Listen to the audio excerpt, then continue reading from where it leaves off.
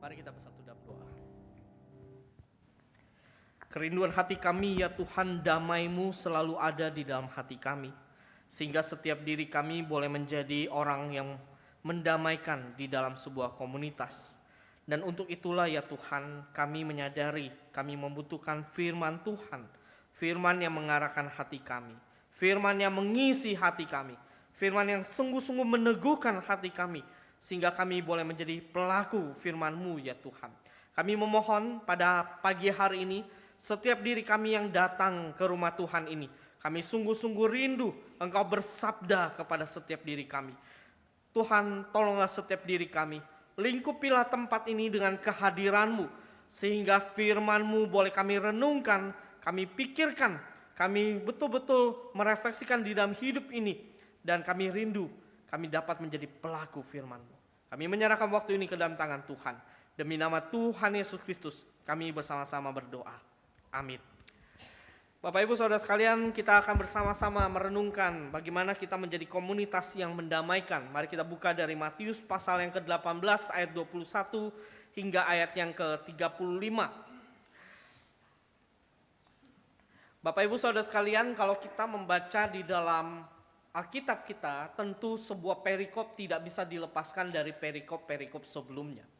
Kalau kita memperhatikan di dalam perikop sebelumnya, khususnya di dalam ayatnya yang ke-15 sampai ayat yang ke-20, di sana Yesus berbicara terlebih dahulu kepada para murid terkait dengan apabila ada orang yang salah. Kalau ada orang yang salah, harus didisiplinkan. Untuk itulah di ayat yang ke-20, Yesus berkata begini, sebab di mana 2 atau 3 orang berkumpul dalam namaku, di situ aku ada di tengah-tengah mereka. Perkataan ini berbicara tentang perselisihan yang sedang terjadi dan perlu direkonsiliasi, perlu didisiplinkan, dan Tuhan akan menjadi saksinya, Tuhan akan menjadi hakimnya. Nah, ketika sebuah gereja sudah didisiplinkan, kepada orang-orang yang bersalah ini, apa yang harus dilakukan oleh gereja? Apa yang harus ditindak, apa yang menjadi tindakan gereja terhadap jemaat yang bersalah itu? Maka dari itulah ayat 21 sampai 35 ini menjadi jawabannya. Mari kita buka bersama-sama dan saya akan bacakan buat kita. Kemudian datanglah Petrus dan berkata kepada Yesus, Tuhan, sampai berapa kali aku harus mengampuni saudaraku jika ia berbuat dosa terhadap aku? Sampai 7 kali? Yesus berkata kepadanya, bukan. Aku berkata kepadamu bukan sampai 7 kali, melainkan sampai 70 kali 7. Sebab kerajaan surga seumpama seorang raja yang hendak mengadakan perhitungan dengan hamba-hambanya. Setelah ia mulai mengadakan perhitungan itu, dihadapkanlah kepadanya seorang yang berhutang 10.000 talenta. Karena orang itu tidak mampu melunasi utangnya, tuannya itu memerintahkan supaya ia dijual beserta anak istrinya dan segala miliknya untuk pembayar utangnya.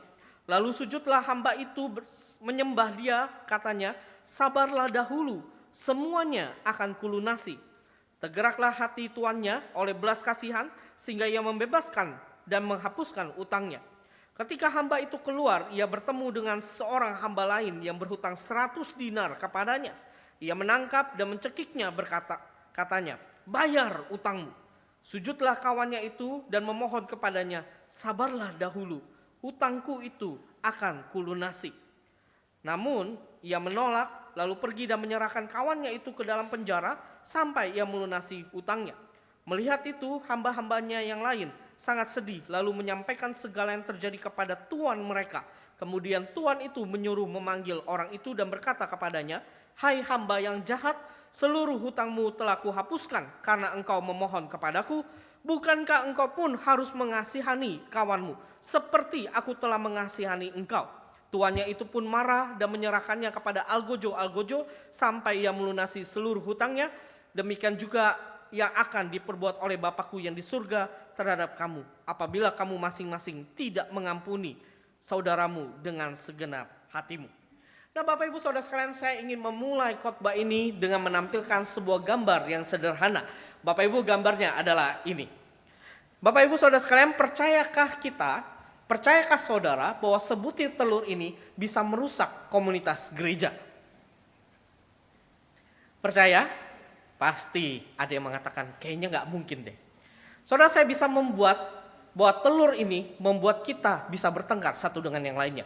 Bukan karena saya melempar telurnya kepada muka Bapak Ibu, bukan seperti itu.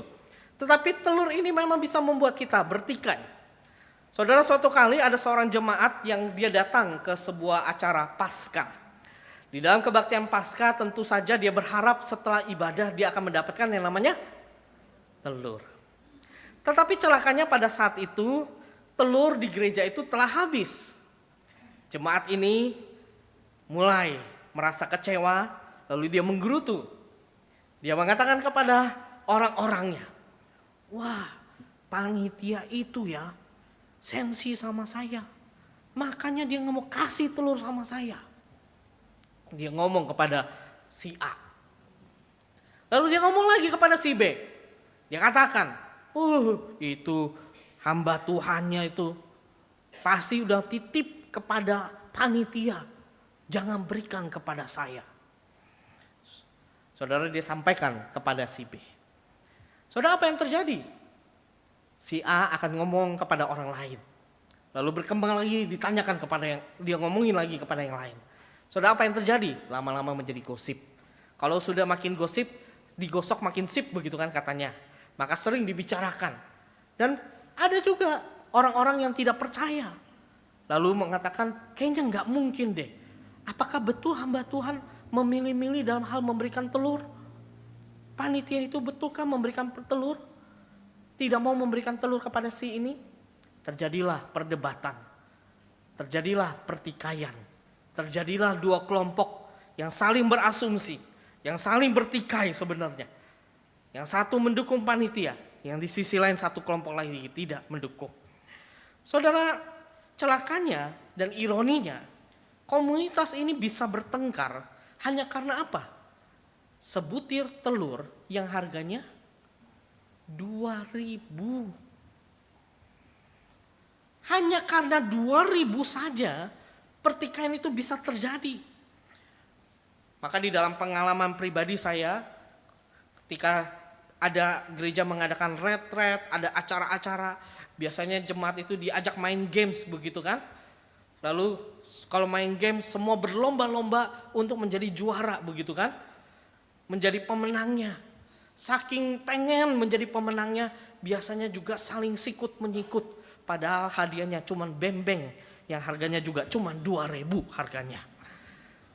Saudara, sikut-sikutan, bertikai satu dengan yang lain. Padahal cuma mendapatkan bembeng yang harganya 2.000. Telur yang harganya cuma 2.000. Bapak Ibu, banyak kisah lain terkait dengan sebuah gereja yang bisa bertikai satu dengan yang lainnya. Ekspresinya bisa seperti ini Bapak Ibu Saudara sekalian. Kalau datang ke gereja, aduh benci banget deh lihat dia. Kalau dia ada di sana, aku di sini. Kalau dia lewat sana, aku lewat sana. Ada juga yang mengatakan, aku gak mungkin bisa mengampuni dia. Lalu ada yang mengatakan lagi, misalnya seperti ini.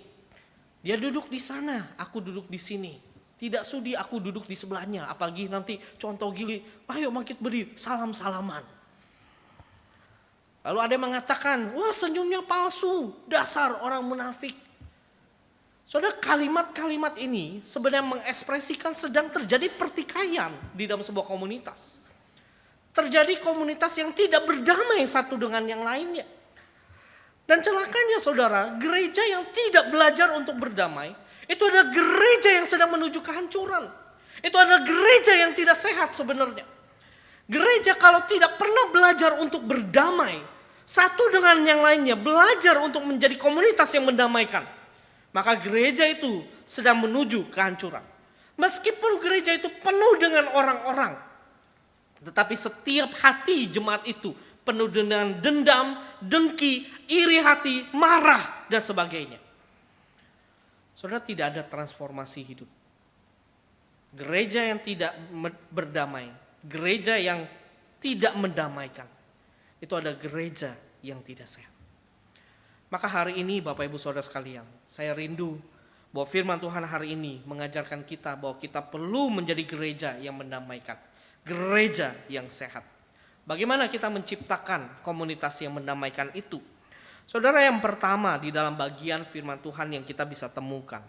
Yang pertama-tama yaitu menyadari bahwa pengampunan Tuhan itu nyata bagi hidup kita. Kita perlu menyadari bahwa ada pengampunan Tuhan di dalam hidup kita. Saudara, menyadari ini berbeda dengan mengetahui. Orang bisa saja mengetahui Tuhan itu baik, Tuhan itu penuh kasih, Tuhan itu penuh dengan keadilan. Itu mengetahui. Tetapi orang yang menyadari, saudara, adalah orang yang mengalami, orang yang sungguh-sungguh sadar, betul-betul mengalami bahwa ada belas kasihan di dalam hidupnya. Dan itulah yang tergambarkan di dalam perumpamaan Yesus. Mari kita lihat lagi di dalam ayat yang ke-23 sampai ayat yang ke-27 itu. Saudara, di sana dikatakan oleh Yesus, sebab kerajaan surga itu seumpama seorang raja yang hendak mengadakan perhitungan dengan hamba-hambanya. Jadi pada saat itu seorang raja memanggil hamba-hambanya itu, lalu mengadakan perhitungan. Saudara, di sana dalam perhitungan itu, raja itu mengadakan perhitungan itu, dikatakan di sana di ayat yang ke-24, dihadapkanlah kepadanya seorang yang berhutang 10.000 talenta. Saudara, 10.000 talenta itu adalah sama seperti 6.000 dinar atau 6.000 hari upah kerja. Saudara, bayangkan 10.000 talenta itu berarti orang itu harus bekerja selama 60 juta hari. Nah, 60 juta hari dibagi setahun. Dapatnya berapa tuh? Dibagi 360 hari lah. Saudara, berapa tahun dia harus kerja? Ratusan ribu tahun. Satu angka yang luar biasa besarnya, yang sangat mengejutkan. Dan orang ini berutang begitu banyaknya. Saudara, memang para penafsir tidak terlalu memfokuskan kepada jumlah pastinya. Tetapi di dalam perumpamaan ini yang Yesus mau tekankan bahwa hamba ini berhutang begitu banyaknya yang tidak mungkin dia bisa bayar. Saudara, karena dia tidak bisa bayar, maka seorang raja itu mengatakan begini di ayat yang ke-25. Karena orang itu tidak mampu melunasi hutangnya, tuannya itu memerintahkan supaya ia dijual beserta anak istrinya dan segala miliknya untuk pembayar utangnya. Saudara, bagi raja, dia bisa saja memerintahkan, jual saja hidupmu, jual dengan anak istrimu untuk membayar utang itu. Tapi lihat apa yang menjadi respon dari hamba ini. Di ayat yang ke-26 dikatakan, sujudlah hamba itu menyembah dia. Kata sujud di sini, di dalam bahasa aslinya, itu merujuk kepada satu keputusasaan yang dialami oleh hamba itu. Karena dia tidak bisa membayarnya, dia sedang menghadap seorang raja, dan dia tidak mempunyai solusi apapun, sehingga dia sujud menyembah dengan rasa putus asa. Lalu dia berkata begini, sabarlah dahulu. Saudara, kata sabarlah di dalam terjemahan Yunani ini, atau di dalam bahasa Yunani, kata sabarlah itu sama seperti kata di dalam perjanjian lama, yang menggambarkan Allah itu panjang sabar dalam hal menghadapi Israel. Saudara, di dalam perjanjian lama kita tahu Israel itu berkali-kali jatuh di dalam dosa, bukan? Israel itu berkali-kali mengkhianati Tuhan. Israel itu berkali-kali meninggalkan Tuhan. Tetapi Tuhan itu begitu sabarnya, sehingga di dalam Alkitab perjanjian lama itu, kata sabar itu berbicara tentang panjang sabarnya Tuhan. Yang luar biasa panjangnya, bukan 1 tahun, bukan beberapa tahun, bukan berpuluh tahun, tetapi beratus-ratus tahun lamanya. Saudara, hamba ini mengatakan kepada tuannya, sabarlah dahulu. Dengan rasa putus asanya, dengan rasa frustasinya, dia katakan, panjang sabar Tuhan, aku akan melunasinya. Tuhan, sabarlah, dengan panjang sabarmu, aku akan melunasinya. Tetapi perhatikan di ayat yang ke-27. Di sana dikatakan, tergeraklah hati tuannya oleh belas kasih. Saudara, Tuhan ini kita tahu di dalam perumpamaan ini berbicara tentang Allah. Allah yang mengampuni, Allah yang berbelas kasihan, Allah yang membebaskan. Hamba ini yang berutang 10.000 talenta. Satu utang yang begitu besarnya. Dan Tuhan itu memilih untuk menghapusnya. Penafsir Seorang penafsir bernama Craig Skinner, dia pernah mengatakan di dalam tafsirannya, kata hutang sebenarnya di dalam kehidupan abad pertama itu bermetafora atau punya menggambarkan, atau kata ini bisa menjadi metafora untuk menggambarkan tentang dosa. Jadi kata hutang ini tidak secara harfiah hutang, tetapi bisa berbicara tentang dosa yang begitu banyak. Dosa yang teramat besar. Saudara, dosa hamba ini begitu besar yang tidak mungkin bisa dibayar. Dan hamba ini sesungguhnya di dalam perumpamaan adalah diri kita. Saudara dan saya hidup di dalam dosa. Hidup terus menerus menikmati dosa. Berapa banyak dosa yang pernah kita lakukan? Saudara pernah hitung berapa banyak dosa yang saudara lakukan pada hari ini? Saudara pernah hitung berapa banyak dosa? Berapa banyak tindakan-tindakan yang melukai hati Tuhan? Saudara, kalau kita hitung, kita memikirkan kembali hidup kita, begitu banyaknya dosa.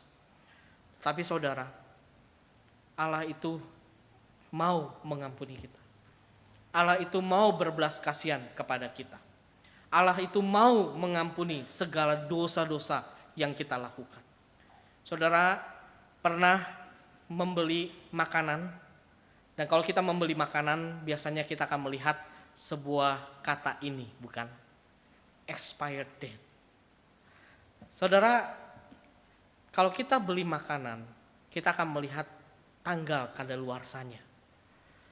Biasanya kalau makanan itu banyak diskonnya, maka kita langsung lihat expired date-nya kapan. Oh, tinggal 2 bulan lagi. Makanya diskon murah ya. Gitu ya, biasanya begitu kan? Nah, kita mikir-mikir, wah, bisakah kita makan gitu ya? Kalau bisa ya kita beli, begitu kan? Nah, saudara, expired date itu membantu kita mengetahui bahwa makanan itu layak dimakan atau tidak. Expired date itu menolong kita supaya kita mengkonsumsi hal yang baik. Dan berbicara tentang Allah yang mengampuni, sesungguhnya juga ada expired date-nya.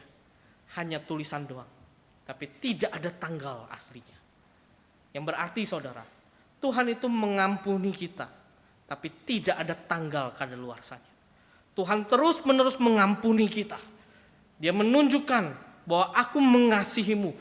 Apapun dosamu, seberapa besar dosamu, Tuhan itu mengasihimu. Saudara, ini yang pertama, bahwa Tuhan itu mengasihi kita dan kita perlu mengalami, menyadari akan pengampunan dosa. Dengan menyadari itulah, maka kita bisa menciptakan komunitas yang mendamaikan itu. Ini yang pertama. Yang kedua, Bapak Ibu Saudara sekalian, bagaimana kita menciptakan komunitas yang mendamaikan? Yang kedua adalah mengampuni terus-menerus tanpa batas. Nah, Bapak Ibu Saudara sekalian, tampaknya aneh bukan? Di dalam dunia ini seringkali mengajarkan bahwa pengampunan itu punya batasannya. Pengampunan itu tidak selalu harus diberikan. Bahkan ada yang mengatakan bahwa pengampunan itu cukup 3 kali atau 5 kali. Saudara, di dalam perjalanan hidup kita, mungkin kita pernah mendengar banyak keluarga yang bertengkar satu dengan yang lainnya. Pasangan suami istri yang tidak akur, yang sering kali berantem. Dan kita mendengar mungkin di dalam cerita pasangan ini, salah satu pasangan akan mengatakan, kalau dia sekali lagi melakukan itu, saya tidak akan pernah mengampuninya. Saudara pernah mendengar kalimat seperti itu? Di dalam sinetron-sinetron muncul kalimat-kalimat yang demikian. Itu menggambarkan bahwa dunia kita mengajarkan bahwa pengampunan itu punya batasannya. Tetapi di dalam Alkitab kita, pengampunan itu atau memberikan pengampunan itu perlu terus-menerus tanpa batas. Oleh karena itulah mari kita lihat apa yang Yesus katakan. Saudara, di ayat 21 sampai 22, inilah yang Yesus katakan kepada pertanyaan Petrus. Di ayat yang 21 dikatakan, kemudian datanglah Petrus dan berkata kepada Yesus, Tuhan, sampai berapa kali aku harus mengampuni saudaraku jika ia berbuat dosa terhadap aku? Sampai 7 kali? Yesus berkata kepadanya, bukan, aku berkata kepadamu bukan sampai 7 kali, melainkan sampai 70 kali 7. Saudara, kata 70 kali 7 itu tidak boleh diterjemahkan secara harfiah. Yang artinya, oh ini bisa berarti 70 kali 7, 490 kali. Oh, kita harus mengampuni orang sebanyak 490 kali. Saudara, bukan itu poin yang disampaikan oleh Yesus. Yesus tidak pernah berharap bahwa pengampunan itu diterjemahkan secara harafiah sebanyak 490 kali. Bukan itu poinnya. Yang Yesus mau tekankan ketika Petrus bertanya, berapa kali aku harus mengampuni? Petrus menjawab, 7 kali kah? Saudara, kata 7 itu adalah kata yang sempurna. Tetapi yang Yesus tekankan di sini, 70 kali 7 kali. Itu menuju kepada pengampunan yang melampaui 7 kali. Melampaui kesempurnaan. Yang artinya terus menerus diberikan. Yang terus menerus dinyatakan. Pengampunan itu diberikan secara melimpah. Tanpa ada batasannya. Itu seperti mata air yang terus mengalir.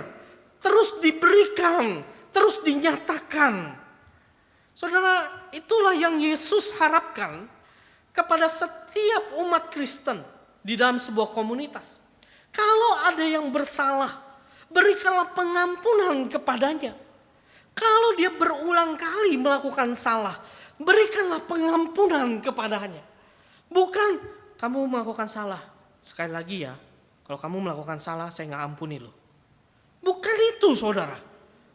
Yesus mau mengajarkan, kalau orang ini salah, ampunilah dia. Kalau orang ini salah, dia sudah didisiplinkan, ampunilah dia. Kalau dia lagi berbuat, ampunilah dia. Saudara, inilah yang Yesus tekankan di dalam bagian ini. Bahwa pengampunan itu terus menerus diberikan tanpa batas. Celakanya saudara, banyak orang yang menolak untuk mengampuni dengan cara tanpa batas itu. Yang sesungguhnya ketika orang menolak untuk mengampuni, dia tidak mensyukuri pengampunan yang diterima oleh Allah, diterima dari Allah itu. Dia tidak menyadari, dia tidak mensyukuri bahwa Allah sudah terus-menerus memberikan pengampunan. Saudara, celakalah orang yang seperti ini. Sudah menerima begitu besarnya pengampunan Tuhan, tetapi dia tidak bisa mengampuni. Saudara, inilah yang juga digambarkan oleh Yesus di dalam perumpamaan. Setelah hamba itu telah mendapatkan pengampunan dari raja, saudara perhatikan ayat yang ke-28. Ketika hamba itu keluar, ia bertemu dengan seorang hamba lain yang berutang 100 dinar. Saudara, tadi saya katakan 10.000 talenta, 1 talenta itu 6.000 dinar. 6.000 dinar itu berarti 6.000 hari kerja. Nah, coba perhatikan, hamba ini punya temannya berutang 100 dinar. Saudara, 100 dinar itu berapa? 100 kali 100 hari upah kerja. 100 hari itu berarti kurang lebih 3 bulan 4 bulan ya. Betul ya? Kurang lebih 4 bulan lah sebenarnya. Saudara perhatikan, bayangkan. Hamba ini dia sudah menerima pengampunan yang begitu besar. Tetapi orang yang berutang kepadanya, yang hanya berutang 4 bulan, dia tidak bisa mengampuni.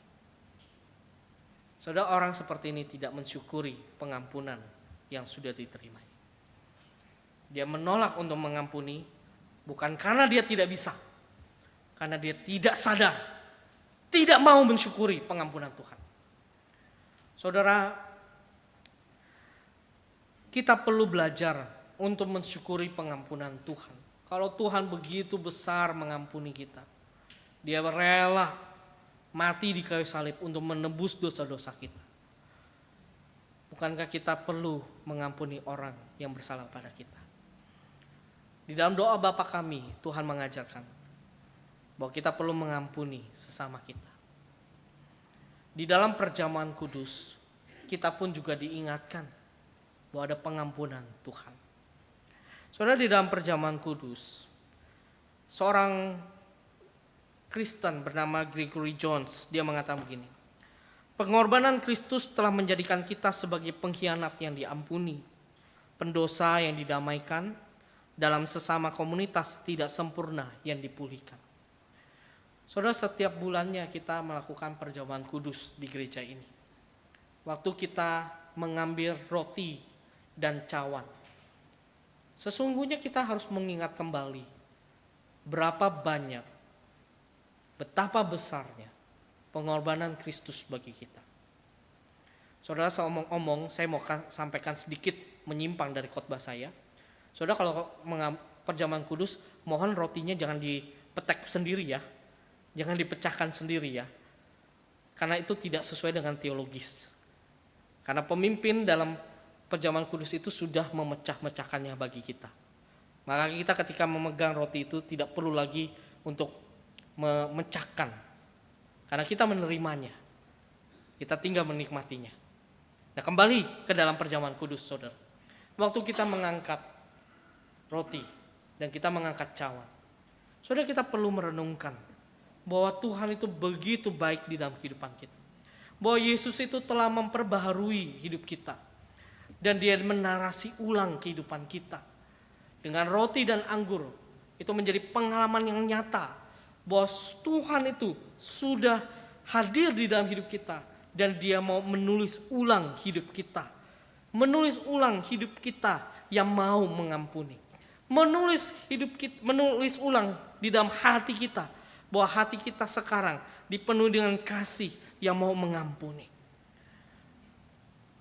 Saudara, kalau hari ini engkau dan saya ketika melakukan perjamuan kudus belum memaknai akan hal ini, mari di dalam perjamuan kudus ke depannya maknailah bahwa Yesus telah memperbarui kita dan dia menarasi ulang hidup kita. Dan dia ingin hidup kita menjadi hidup yang mendamaikan. Hidup yang mengampuni. Hidup yang sungguh-sungguh memberikan pengampunan kepada orang yang bersalah. Kalau itu kita lakukan, maka sesungguhnya kita telah mensyukuri kebaikan Tuhan. Saudara, komunitas yang tidak mendamaikan adalah komunitas yang akan semakin rusak. Dendam, dengki, iri hati, marah itu seperti COVID-19 yang tidak terlihat secara kasat mata, tetapi itu akan menginfeksi, memberikan pengaruh buruk di dalam sebuah komunitas. Vaksinnya cuma satu. Vaksinnya adalah kasih Tuhan yang dia berikan di dalam hidup kita. Kalau setiap diri kita telah menyadari ada vaksin kasih Tuhan di dalam hidup kita, vaksin yang tidak expired, yang tidak kadaluarsa, vaksin kasih Tuhan yang menarasi ulang hidup kita, maka sekarang saya pun mau mengasihi orang-orang di sekitar. Yang ketiga, terakhir, Bapak Ibu Saudara sekalian, bagaimana kita menciptakan komunitas yang mendamaikan?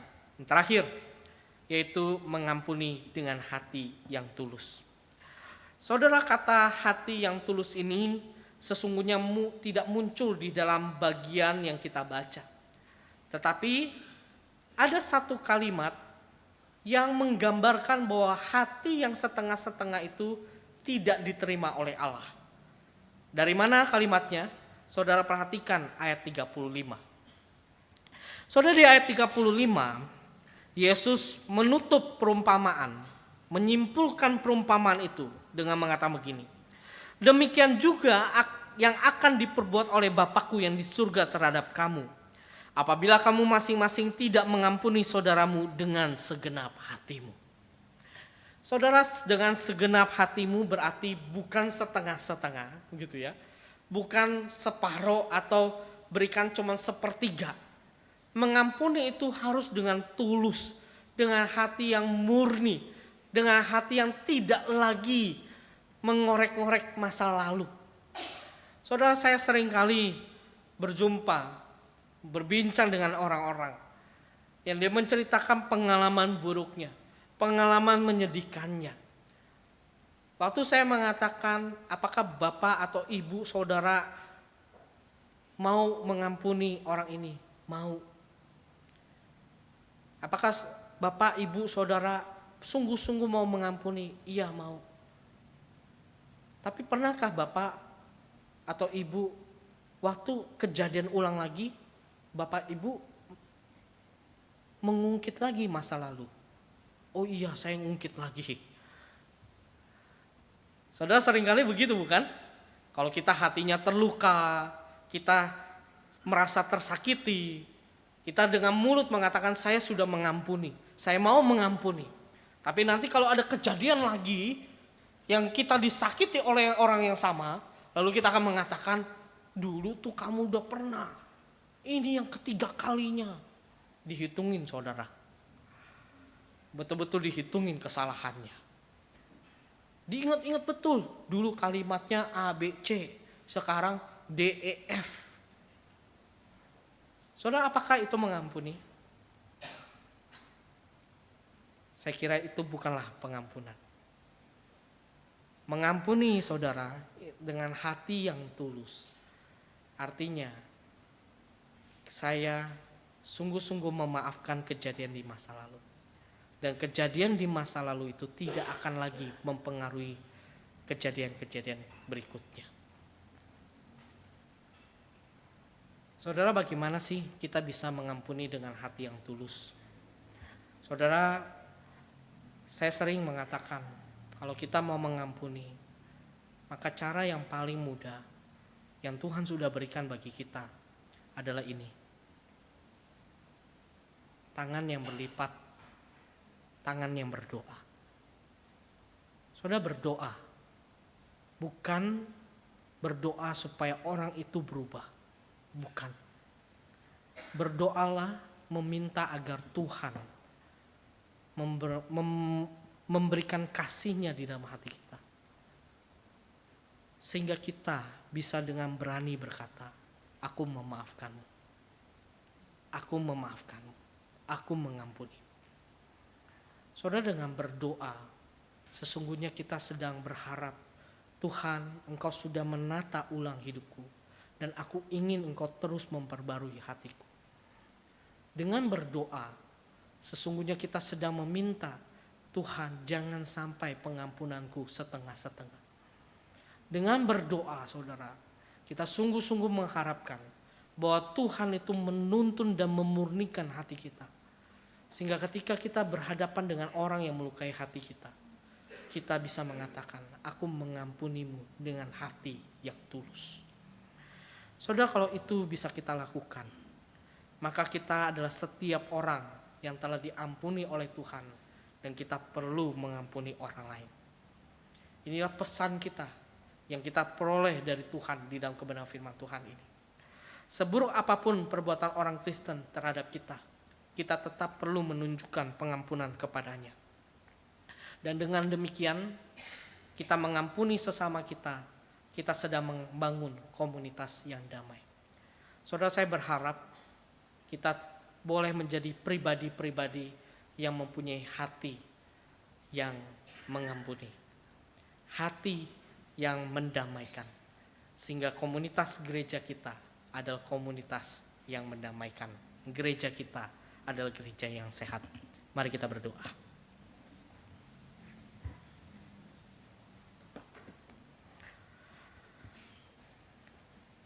Bapa di dalam kerajaan surga, kami menyadari bahwa perjalanan hidup kami adalah perjalanan yang panjang. Di dalam komunitas gereja bisa saja kami saling bertikai ataupun saling sikut menyikut, ataupun juga berselisih paham dan kami tidak mengerti satu dengan yang lainnya. Namun hari ini kebenaran firman Tuhan mengingatkan kami bahwa setiap diri kami telah menerima pengampunan dari Tuhan yang begitu besarnya. Maka setiap diri kami perlu untuk boleh mengampuni orang-orang yang melukai hati kami. Tuhan, tolonglah setiap diri kami. Jikalau di dalam hidup ini, di dalam perjalanan ini, kami masih menyimpan orang-orang yang melukai hati kami, dan kami belum bisa memberikan pengampunan. Kiranya firman-Mu pada hari ini menolong kami, meneguhkan kami ya Tuhan, untuk boleh dengan berani memberikan pernyataan dengan hati yang tulus bahwa kami mengampuni orang yang bersalah kepada kami. Tuhan, kami memohon kepadamu, mampukanlah kami, dan kami rindu gereja-Mu di tempat ini terus boleh menjadi gereja yang sehat, gereja yang mendamaikan, komunitas yang saling mengasihi. Terima kasih Tuhan, kami bersyukur untuk kebenaran firman-Mu. Demi nama Tuhan Yesus Kristus kami bersama-sama berdoa. Amin.